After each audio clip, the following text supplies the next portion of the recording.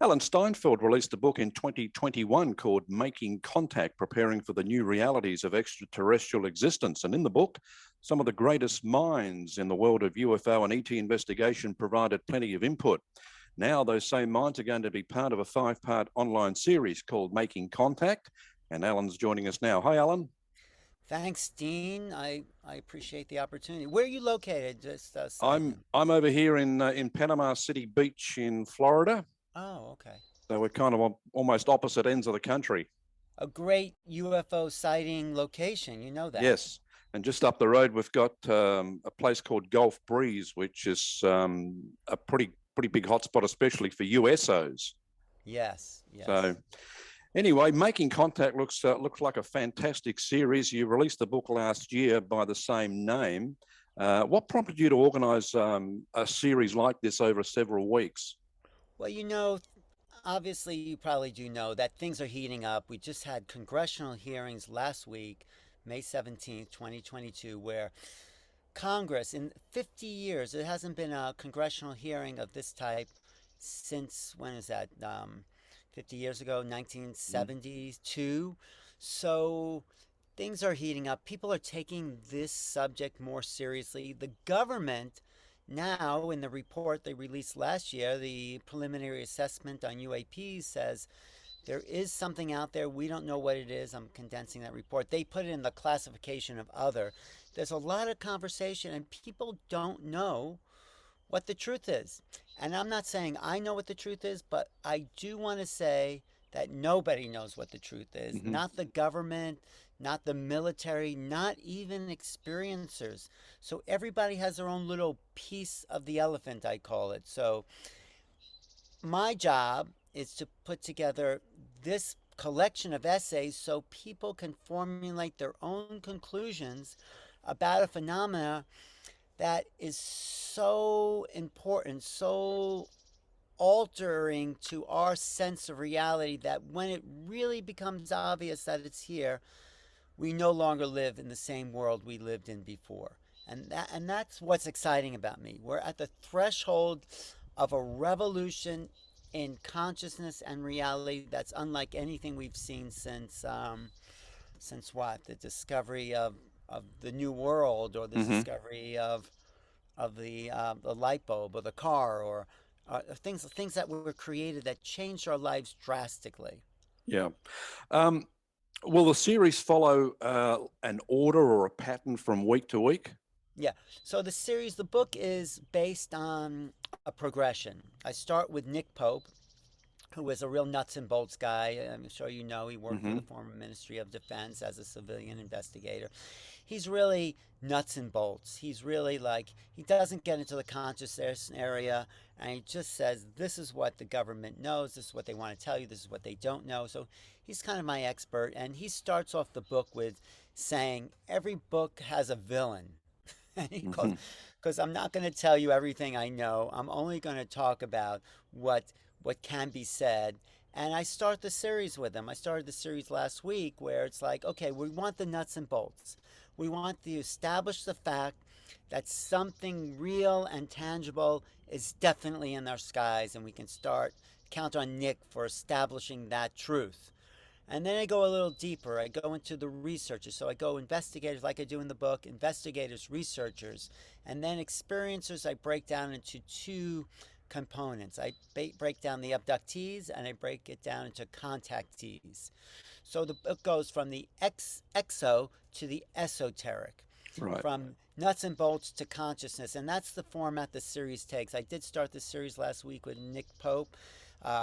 Tomorrow, or on June 2nd, I don't know when you're broadcasting it, I'm going to talk about deep dive into disclosure with Danny Sheehan. Do you know Danny Sheehan? Yes. Yes.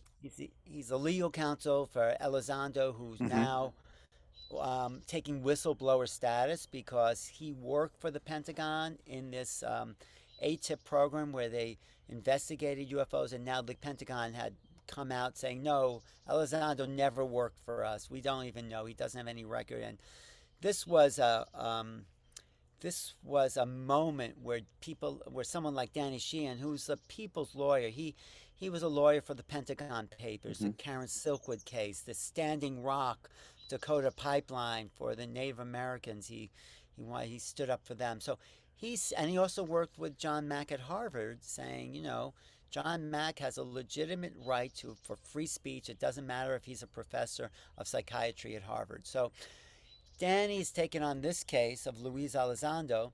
He's going to talk about the inside um, negotiations in government. Why is the government so reticent in just saying, yeah, we have company? I mean, what is it about that subject that is so difficult to acknowledge? And joining him is Stephen Bassett and also Robert Salas. Right. Did you listen? Did you watch the hearings last week? Yes. Uh, Yeah. what you remember? There was Representative Gallagher says, Hmm. what about those incidents where there were UFOs over nuclear missile silos, and the guys on the UFO task force said, "Well, we don't know anything about that." Well, the man who reported the UFO over the missile silos is Captain Robert Salas, and he's going to talk about his reaction because he filed that report with the Yeah. DoD. The DoD, the Department of Defense, knows very well that there are UFOs over nuclear missile silos, and these people who are saying they represent the U.S. people in investigations into this or don't know anything about it, either they picked ignorant people or it's another obvious evidence of a massive cover up, Right. what Steve Bassett calls the truth embargo. So the Hmm. truth embargo has been in place, like so 75 years. But even when we know the truth, that yes, we're not alone in the universe, these are craft from other intelligences, the deeper story is, how does that affect our reality? How do the beings behind the craft exist in their level of reality, and how will that affect our our worldview? That's the big question. Who are they? Why are they here? What do they want? But most of all, how do they think and how do they perceive the world? It's obviously not how we perceive it. So I say in my book and other places, in my lectures, we're never going to understand the technology of UFOs until we understand how these ETs or whatever they are think. Hmm. And that's been my recent work. Right. So Of course, the series is running now and it has started. But for those that can't make the weekly sessions live, are they going to be available as recordings to people? absolutely. Go to makingcontactseries.com. You're going to get the 5-part series, Nick Pope, and then I do Danny Shee and Steve Bassett on June 9th. I'm doing a talk with Carolyn Corey about her new movie, Tear in the Sky, and Travis Taylor, who's the star of The Secrets of Skinwalker Ranch. Hmm. And then on June 16th, I'm really looking forward to this deep dialogue with Whitley Strieber and Linda Moulton Howe. Right. Two of the best thinkers in the field. They go really deep into the philosophical implications of why are we being what do these beings want with us? It's they're not just coming and going. They are here. They've been here. And what could be the deep parts of ourselves that we're not aware of that they want us they're here to learn something from us. And then the last episode I do star seeds with Mary Rodwell. I'm sure Hmm. you've talked to her, Yep. and Adam Apollo and Marina Sarin. She's a real living star. I mean, look at her eyes. This woman, Hmm. young woman, Marina. Have you seen her? Yes. Yes. And so I'm excited because that's the next generation. Those are beings. So we go from, like I said, the external to the internal, and how this is going to change. This is a renaissance in human thought, behavior, and awareness. So it's makingcontactseries.com. If you sign up, you will get all the replays. This is not going to be available on YouTube. We wanted to make it exclusive Hmm. because there's so much just junk on YouTube. I mean, it's some great stuff. I have a channel on YouTube, and I'm sure your channel's Hmm. great, but there's so much where people don't go deep enough into the question, and we wanted to make this Yeah. exclusive series. Yeah. So thank you for asking about it. And also, when the series is over, Alan, for those that didn't know about it now and suddenly discover that there was a series on making contact, can they still purchase recordings? Absolutely. Go to Making Contact Series. You can buy the bundle, and you can get all the old replays for, they'll exist on the Making Contact website, so they'll be available for anyone who missed any parts of the series.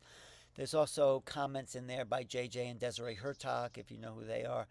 I'd say at least half the people in the book are part of the series, and they've got some other people like Travis Taylor, who's, I think, a brilliant mind looking Hmm. at what is the paranormal presence at Skinwalker Ranch. What is that about? So, my whole effort in the Making Contact book and series is to understand the phenomena that at this moment seems incomprehensible, but it's only our level of awareness that makes it incomprehensible. Great.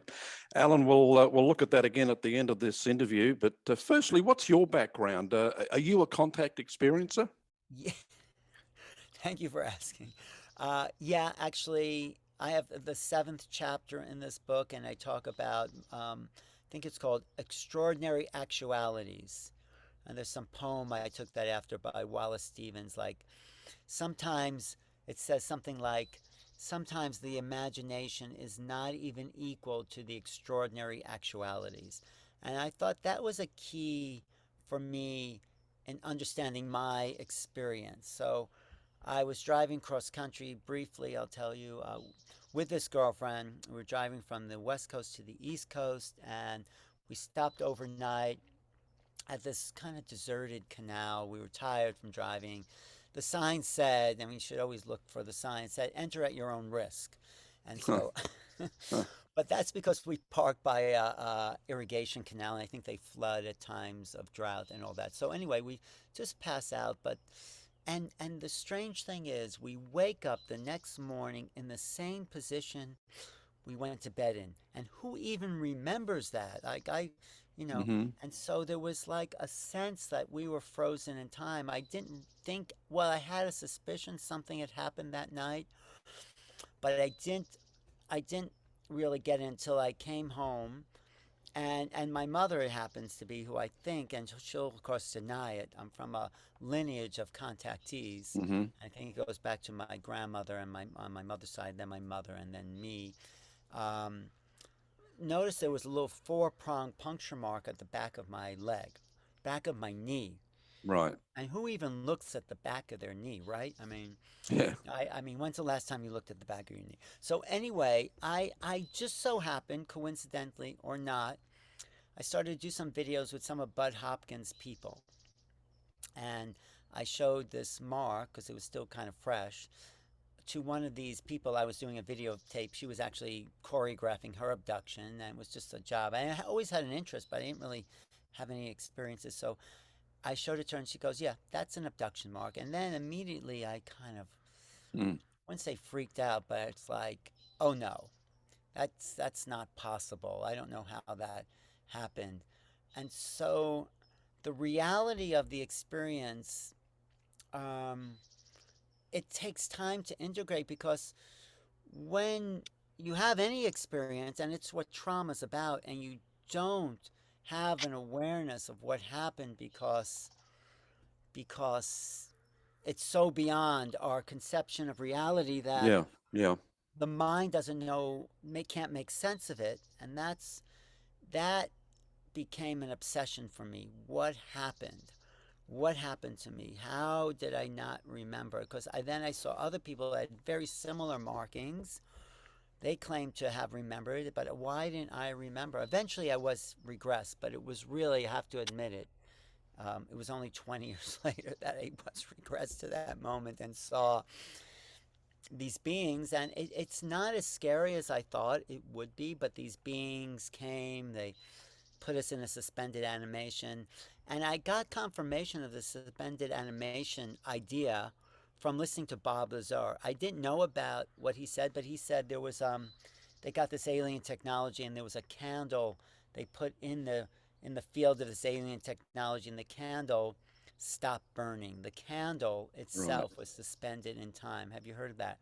So Hmm. I Yeah. think that's what happened to me. It's like you have a frame, and this film strip is cut out, and then you have this whole experience in this other reality, and then you're put back in. I mean, and the film is spliced back for where it started. But So that became an obsession. I went to every, that would happen in 1987.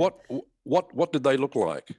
Well, in these regressions, and this is why I'm so fascinated with the art of Kamara Jones. And I do have to say, people have regressions and they say, oh, I remember this. But for me, it's not the hypnotic regression is not like remembering what happened to you like yesterday. What did you do this morning? Like you Mm, have a clear, because you're not conscious in this altered state, the traumatic state. You're not remembering things that you're conscious of. So it's a whole other set of memory that almost feels like you're making it up. The closest thing I could equate that to is when you do remote viewing, right. getting impressions, but it's not from the conscious awareness. It's coming from this other level of mind. And we have such rich, complex thinking mechanisms that, well, 90% of our awareness is unconscious. Like, you're not even feeling what your clothes are, or you might see beings appearing in your space and you're not even aware of that because we've only been made to be conscious of a small percentage. So when you regress, you're starting to access what I call the right brain or the subconscious mind. There's been many. So, so I was regressed back to where these beings came and opened the door, and they just had these eyes. I Hmm. didn't see any mouth or nose. Big heads. One of them seemed to be take the lead. Was maybe a little taller and a little friendlier or something. They weren't threatening. What's threatening is that the nature of reality is different. Yeah. And that's why the subtitle of this book is called Preparing for the New Realities of Extraterrestrial Existence, because the preparation is what allows more of an integration of these different realities. And I wasn't prepared. So, reading the book is a kind of source material for possibilities, but it takes a lucid awareness. So I like people like Whitley Strieber, who have you interviewed him? Not, no, no, I haven't. He's brilliant because he is the most experienced abductee I've met because he's practiced lucidity. He Hmm. does a meditation practice 2 times a day at 3 in the morning and then in the afternoon, where he does this sensing. It's a Gurdjieff technique, but he does this, and his practice of being in lucid altered states is what allows him to interface more consciously with these beings than anyone I've met. So, Right, does that make right. sense? Yes, it does. Alan, Yes. prior to the series starting, well, I got sent information. There were 5 questions, and I thought they were very good questions. Oh, And good. so let's just do a little bit of a deep dive. The first one is, Yes. what's the current truth about UFO disclosure?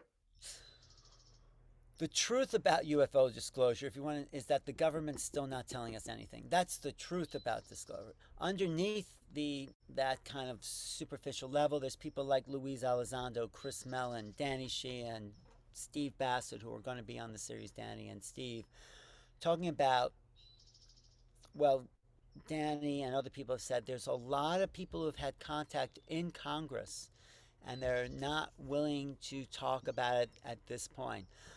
There's a guy named Ted Burchett, a Hmm. representative from Tennessee, who's coming out and say we want transparency, we want the truth. Andre Carson's another one.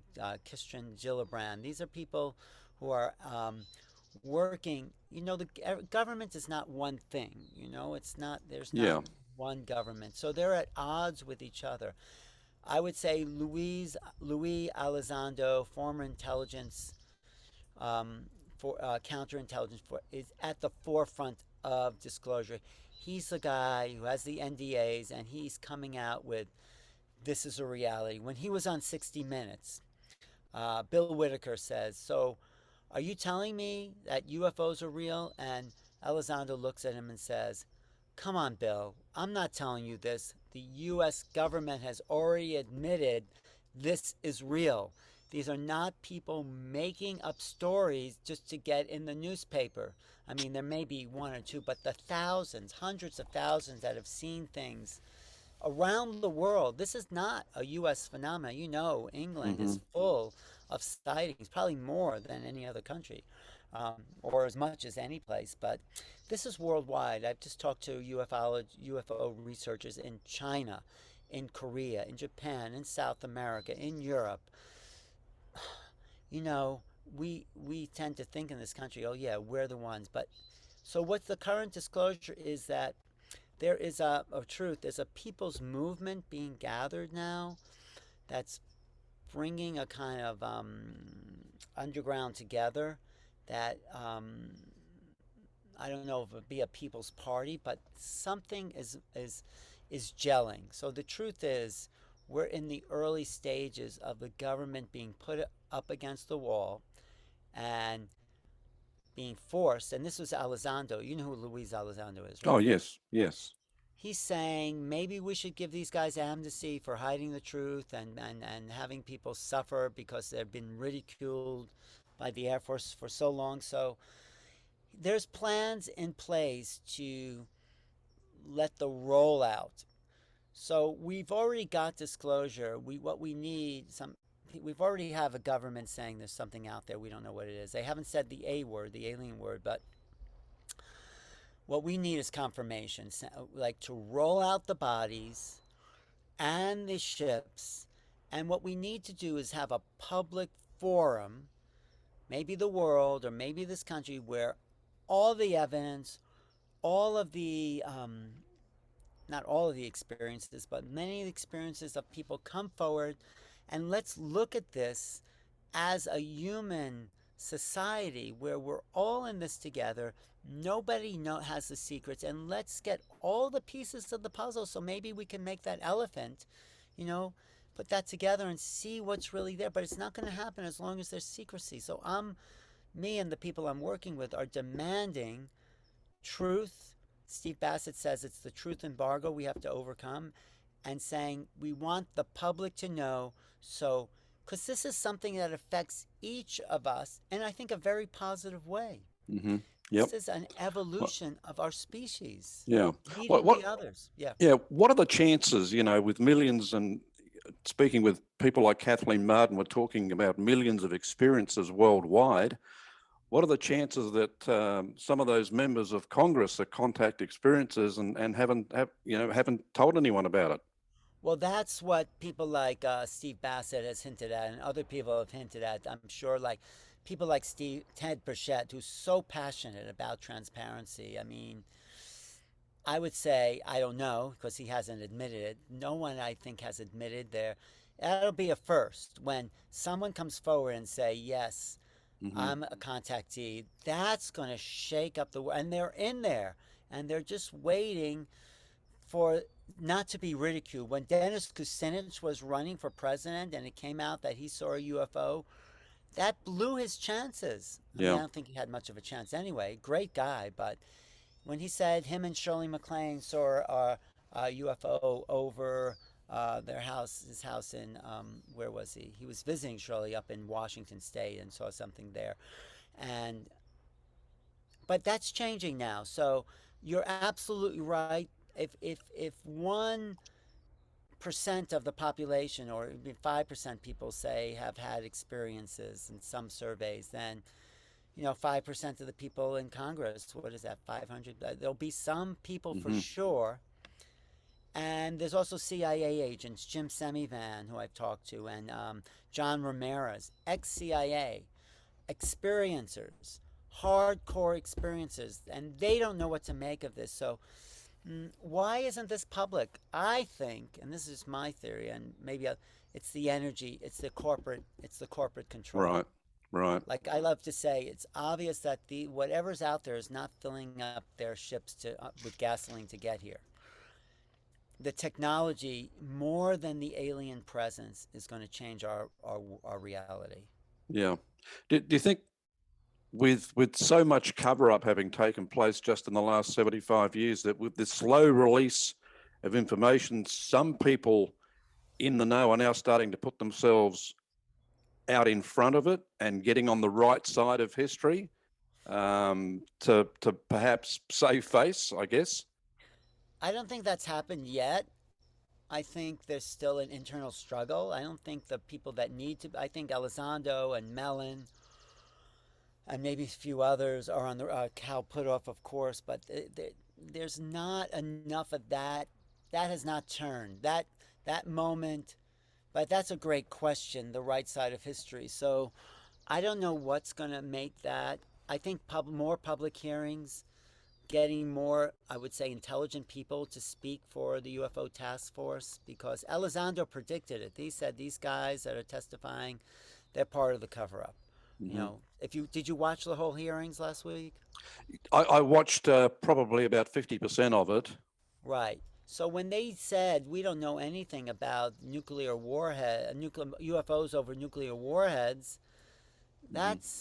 that's an out and out lie. That was filed with the Department of Defense, who these guys represent, and you know they're not at the right side of history yet. We're not at that turning. I would say we're very close, but we're probably a year away from that or more, Yeah. of people coming out and saying, I always believed in this. And I mean, there's a huge people's movement, but it's not politically correct still. Yeah. What I asked Steve Bassett this question one time is what happens, Steve, if, and I mean, the United States right at the moment isn't popular with many other countries around the world. What happens if another country suddenly usurps the US and says, yes, aliens are real, we have the evidence, blah, blah, blah. And I think Steve from memory said, well, I guess we deserve what we get. Well, I agree with that, but there's another factor, and I've talked to Linda about this. Why is it that the U.S. Somehow has some imperialistic oversight in this area? I mean, when there's a ship crashed in Mexico, it was brought to the U.S. When it was crashed in Canada, there was a Brazilian incident that happened 2 years ago. That was taken to the U.S. So why isn't Russia or China? There is some maybe unseen, I'm sure spoken, I was going to say unspoken, but no, some kind of coalition Mm-hmm. that has the U.S. on top of this, and they're all looking to the U.S. to come out with it. I mean, of course, France and England, Britain, has released some of their UFO files, and we've released some, but I don't know. I don't think that has, it could have happened already, but according to Elizondo, he says a lot more is happening in coalition behind the scenes. People, countries we think are our enemies, are really working with us on this situation. So maybe it'll all be released in Russia and the U.S. at the same time. Yeah. Another one of the questions I found fascinating is why are ETs coming here and what do they have to teach us? Well, that is the big question. That is the ultimate question. Why are we being visited? And why in such numbers are we being visited? Why is this, if you go out with night vision goggles, have you ever done that? Yeah. Yep. There's there's not just satellites out there. There's No. lots of stuff in the sky. There's probably hundreds of ships a night. Why? So are they monitoring our planet to make sure we don't blow ourselves up? I think there's some truth to that. I mean, Mm-hmm. they're not going to clean up our mess for us because we created quite a mess, but they are going to make sure that we don't just destroy ourselves, I think. But, you know, maybe we're a petri dish, maybe we're looking at us in terms of how do these beings, these unconscious beings, maneuver through the world, and when will they start to wake up to the fact that consciousness, this is just my guess, is connected, that we are connected to them. Consciousness is the great unifier. So they may be more intelligent, may have greater technology, but they're not greater in terms of the soul aspect of consciousness. So, Right. one more thing, I think that as we become more peaceful, that will create a doorway, an invitation. But, Yeah. Stanton Friedman used to say, no one wants to be friends with a bunch of apes whose favorite pastime is tribal warfare. Yeah. And Yeah. that's been our legacy for And 2,000 you years. think our warlike nature is something that they're perhaps working on their end to try and lift our consciousness to get to a stage where we can interact with them on their level. I think so. I think that's why they are very concerned with nuclear weapons. If you look at Robert Hastings' work, there's a lot of UFO sightings over nuclear warheads, over Fukushima, over lots of places that involve nuclear energy and misuse, probably. So, it is about becoming conscious. Do you know John Mack was, right? Yeah, yeah. John Mack, my favorite line from John Mack, and I met John, and he was brilliant, and he has a chapter in my book, a previously unpublished essay, and I Hmm. called his archivist, and I said I'd love to put that in the book because it reads as if it was written today. So John Mack said, just a little quote from him, that UFOs are like an outreach program from the cosmos for the consciously impaired, and that's us, the consciously impaired. So we have to realize who we are. We've been dumbed down. We've been stuck in the matrix. We don't know our full potential. And that's part of what these beings are indirectly teaching us. You know, Yeah. uh, yeah. I yeah, I think the problem is that we think we're special and unique, but I think we're part of something greater, and we need to realize that. Hmm. Yeah, I mean, we're all each of us human beings are really connected to each other. We're part of a bigger organism that Bruce Lipton calls humanity. That's the bigger picture. It's like all the cells in your body are creating a synergy of awareness to make your conscious thought. Well, all of us, when we come together, will create a synergy of awareness to give consciousness to humanity. But right now, we're all thinking we're separate, not just special, but separate from each other. But we're not separate from each other, and we're not separate from these beings that are part of our an extension of ourselves. Yeah, So that's the problem. We have to wake up. yeah. And on the other hand, many of the visitors that we're getting to this planet must have been at a crossroads at some time during their evolution as well, and they may have been in the same situation as us and made it through. Yeah, I think we're over the worst of it. I think it may seem like it's desperate. I think World War II may have been the lowest point in human history. Um, but we're still a long way to go.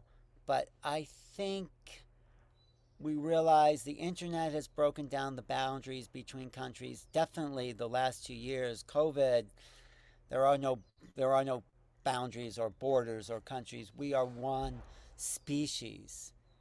So that's the positive side of some of this Yeah. stuff that's happening. Alan, while the Pentagon has acknowledged that there is unexplained aerial phenomena out there, they don't know what it is. Do you think the scientific community has been a bit slow at acknowledging that intelligent life may exist out there? Well, Thomas Kuhn wrote this book, Revolutions in Scientific Thinking, in 1962. He says scientists are just like everyone else. They get attached to their ideas of what reality is. And if an anomaly comes along, they just write it off and say, oh, what was that? So, but he also said science shifts with the acknowledgement of anomalous activities and the integration of that. So, science, you take someone like Neil deGrasse Tyson, a sure, a very smart guy, but when he was asked about UFOs and the Nimitz, he said, oh, those were just artifacts on the radar there. Those guys probably didn't see anything. But he's not listening because no Mm-hmm. place to put it in his very learned mind because he's built a worldview based on what he knows, and there is no room in most of the scientific community for this phenomenon. You get someone like Avi Loeb who challenge and say, maybe Oumuamua was not an asteroid just circling the planet from or the solar system from another galaxy. Maybe that was a ship, and he has evidence. So at least he's open minded. So scientists, what we think is science is really scientism. I mean, of course, there's great science. I mean, it gives us cell phones and cars, but a lot of what just calling something junk DNA because they don't understand what it is. Yeah. I mean, that's the ignorance of science as a religion, as a belief system. And so we have to always weed out the lies from the truth, basically, or what it's been fabricated with what is actual. So I said to some scientists, maybe there's no such thing as dark matter. Maybe we really don't know the true weight of black holes. And he goes, no, we have graphs and Simon, and it's like they weren't even open to discussing. So they come up with a new term. I think Charles Fort said this to bridge gulfs of ignorance. So for it, the most obvious is like when you see a UFO which is unidentified, you're identifying it as unidentified, right? So you Hmm. say, I'm identifying a UFO, and that is actually doublespeak. That says nothing. Who are these? What? And that's why it's so important for people's own personal experience, so the government to come out, acknowledge it.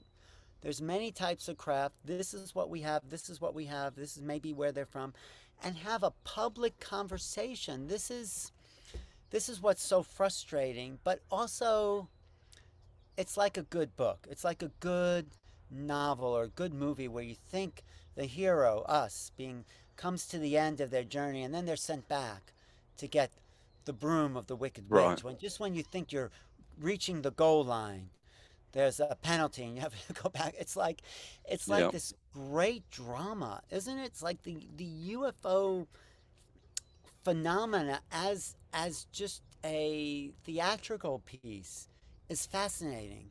Yeah. What about organizations and projects like SETI, for example? I mean, they're looking for alien life in the universe, but my view is there are millions upon millions of contact experiences here on Earth that are telling them that they're already here and they've been Yeah. visiting us for a long time. I mean, I don't know whether to laugh or cry when I think about SETI. It's very frustrating. Just look at the evidence. And this is why the government, because they have, I'm sure, hundreds of thousands of hours of F 16s chasing these things and then they're suddenly disappearing. If we could just come out publicly with these films, and Elizondo himself said there's a 23-minute film that would just blew him away, where he saw these craft and high definition and these beings. I don't know if he said he saw beings, but it was undeniable. So when SETI is looking, the sad part about SETI, from what I know of, is they're looking for radio signals, and we're not even looking for radio. Radio is like, I mean, yeah, people still listen to radio, but they're looking for things that are an antique, and they may be signals and energetic frequencies that are being broadcast that we have yet to discover, or at least they're definitely not sending out radio signal. I mean, I can't say definitely, but that's for us. It's ancient technology. So why is SETI still looking for radio signals? That's what's so surprised. So it may just be a distraction. Yep. I'm thinking, oh yeah, we haven't found life yet, but maybe the Webb telescope, when it goes to TRAPPIST 9 solar system, and it's been top secret. What I mean, it's been said whatever they find there, they're going to keep top secret. That's been in some. Linda actually exposed that whatever the Webb telescope in its first views of it, because what if? How does government and science say? Guess what? There's life on other worlds. I mean, but the frustrating thing is, why is that so difficult to say? Hmm. It's like we think we're on this little island and we're like some freak of nature, and life, and it goes back to the worldview. Life is an accident. Life is an anomaly in a dead universe. So Yep. science has told us that life came from little amino acids being sparked by electricity in a warm pool, but maybe that's not true. Maybe life is not an accident, but maybe life is an emergent property of the universe itself. Yeah. That, Yeah. and that's why I think just the work of Gary Nolan, who says that DNA seems to be older than the DNA seems to be 9 billion years old, while the Earth is only 4 billion years old. So Yeah. there's scientists on the forefront that are pushing the envelope of possibilities. Yeah. Will you be covering anything, say, on religious texts, the Bible, for example? I mean, today I was reading a verse in Revelation, I think it was 21:24, where it said the New Jerusalem will come down from the sky. Mm. How else can you interpret that in 2022? Well, part of this program is JJ and Desiree Hurtak, who wrote The Keys of Enoch. Are you familiar with their work? Yes, yes. And they are a real bridge between, I would say, the theological and the actual scientific. So they've talked about extraterrestrials, or what they call, in their term, the B'nai Or, the brothers, the family of light. And there are higher dimensional beings that they call ultra celestials that don't exist on this earth plane that may be part of the kingdom of heaven, or whatever you want to call this next level of awakening. So theology is. Did I lose you? Oh, there No, we go. no, I'm still here. Okay, sorry. Theology is, something I don't pay that much attention to because Hmm. it's not that interesting for me. But scientific discovery, scientific thought, who are we really? Who are these beings? Let's unfold these possibilities into a real exciting adventure into the unknown. Like, what do these beings want? No one knows. Not the contactees. They all anyone has a small. Some people say they're here to help us make sure we don't destroy the earth, to clean up the planet. They're here for our genetics. I mean, there's probably more than one species here, right? And So they could why be would here for all those reasons. exactly, Yeah. exactly, and some self-serving, some for our own benefit, some because they want our resources. Until we lay it all out on the table, like I said before, we're not going to get the answers that are anywhere satisfying, because then it's like this one UFOologist comes out and says, this is what it is. And someone says, no, this is what we get. And we get these ego based arguments, Hmm. and that doesn't help anyone. It confuses the public when there's infighting within the community, but we just have to come to an agreement That, that no one knows. yeah, that's a good Not Nick point. Pope, not even. I Hmm. mean, Linda Moulton Howe is probably the top of her field, a field of all men. She has risen to the top and she says to me, I mean, many times, this is like a 16-layer chess game. It's like we don't know what move they're going to make. We don't understand it. Or she also says this is like being in a hall of mirrors with a quicksand sliding floor, because everything changes Yeah. all the time, and she's has access to some pretty deep inside information, and it blows her away. It's like I mean, that's what I've also find. These are very intelligent people investigating. Richard Dolan, brilliant mind, a historian. Steve Bassett, is great, another historian.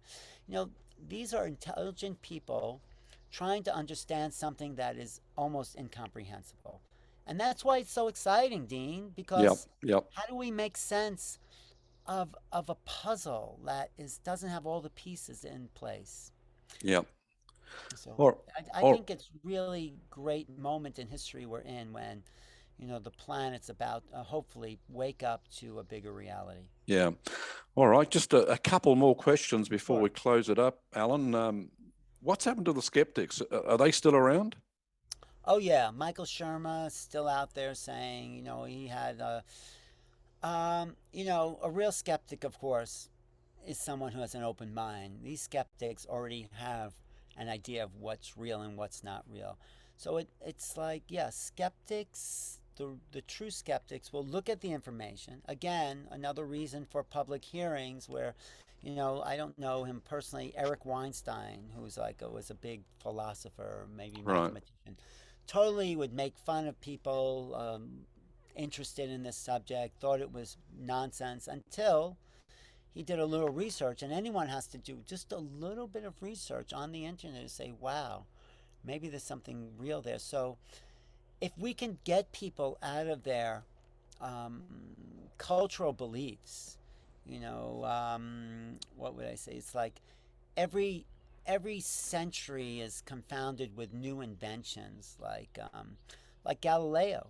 Hmm. Galileo says, well, he didn't say the Earth was the center, but he proved it with a telescope. And people at his time said, well, the telescope was a spyglass. It wasn't used to look at the stars. Galileo was the first to turn and one of the first to look at the stars, and the people around him says, why are you looking at the stars? We know what's up there, and plus that's God's bedroom, and he doesn't Hmm. want you looking in on him. Hmm.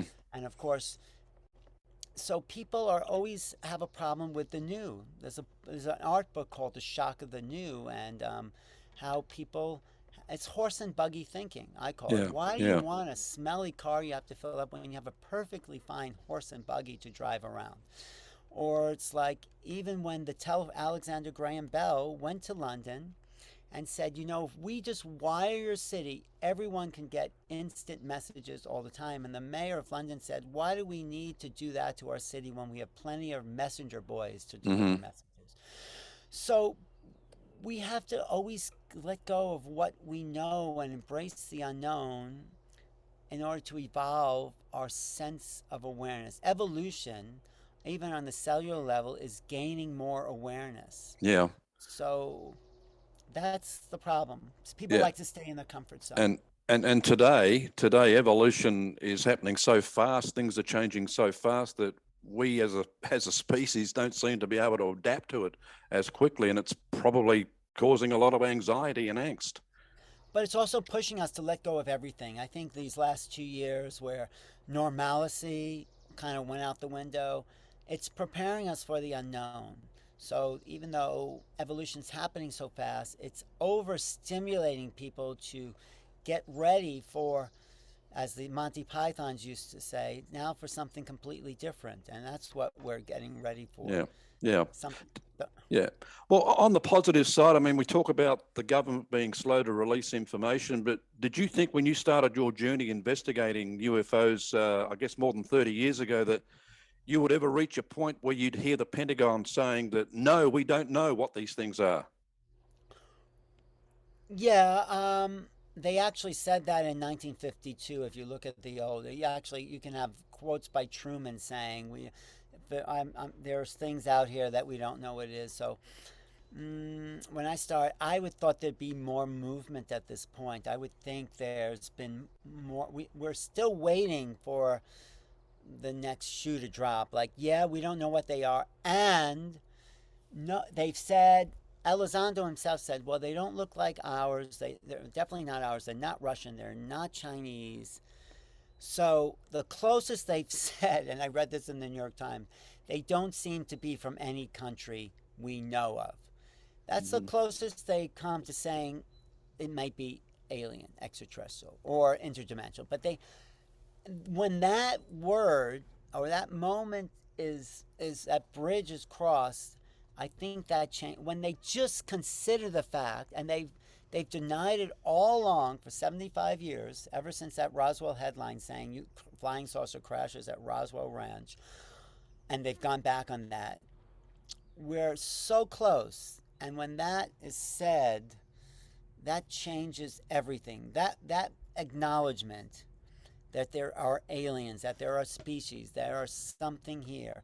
And we've had it in other ways. The U.S. Sun just released Freedom of Information Act, but we're so close, Dean. We are so Yep. close. We can almost taste disclosure.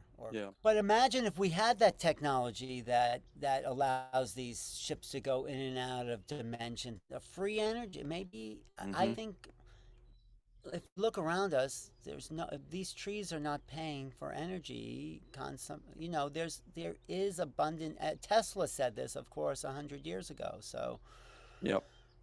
it's frustrating the position that these elected officials and non-elected officials are holding on to, and we have to demand the truth. That's the best thing we can do for making contact.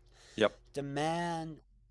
And you know, these public hearings, Adam Schiff comes out before the hearings and says we want full transparency, and then we get nothing. We get Yeah. nothing. It's just a tease at the So moment. makingcontactseries.com, you could register anytime you see this, and you can get all 5 parts where we go from the exo to the esoteric, and also a lot of that's covered in the book. But I think this series goes even further than the book, because more has been revealed, and now more. The book was an introduction. The book's a very basic primer, and now we're going deeper into the question of government cover up, what's really going on here, how individuals can experience their own contact with certain CE5 techniques, Mm-hmm. certain meditation, certain ways of changing your level of thinking to welcome the unknown. We're not talking so much about aliens as we are talking about an unknown level of awareness. And that's so exciting for me. Yep. That's Yep. that's what Well, reality is based on. The key I want to say about making contact is the awareness that we are energy, that we have the capacity to contemplate other dimensions of reality. Consciousness is so vast. Even our dreams are taking us to other realms. They're not just psychological manifestations. When I teach remote viewing, everyone pretty much is able to tune into a target that's not present. We are part of a bigger field of awareness, and I think if if nothing else, this is what this phenomena is trying to teach us, that consciousness is supreme, that what we're and consciousness is not just your thought process. Consciousness is the, well, ground of being. It's the essence of who we are. Like the Kabbalion says, the mind is all and the all is mind. mm-hmm. Well, it's the greater mind. So there's something about mind, but not intellectual mind. I'm saying levels of awareness that we're part of, that we can link it with. And when they appear in your field, these beings show up for you. It happened to me. It actually instantly shifts our awareness. It distorts our reality. So we have to practice lucid awareness Yep. in order to face these beings on an even playing field. And that's what's exciting. It's evolution. It's evolution. Fantastic. Alan, Yeah. hope it goes really well for you, and a Thanks. lot of progress is made. And I'd love to catch up with you again at some stage for a chat. I could talk about remote viewing, talk about how non-local awareness is an aspect of this field of consciousness, and I teach people remote viewing. So Great. yeah, we can talk about that. I'll be in contact and I'll let you know when and where. Just keep making contact, Dean. Thank you, Alan. Alan Steinfeld joining us today, and he's the Making Contact series guy. You can catch the address below us if you want to take part, or certainly grab some recordings, after the series is done. Thank you, Alan. Thanks, Dean. Great questions. Thank you for your intelligence.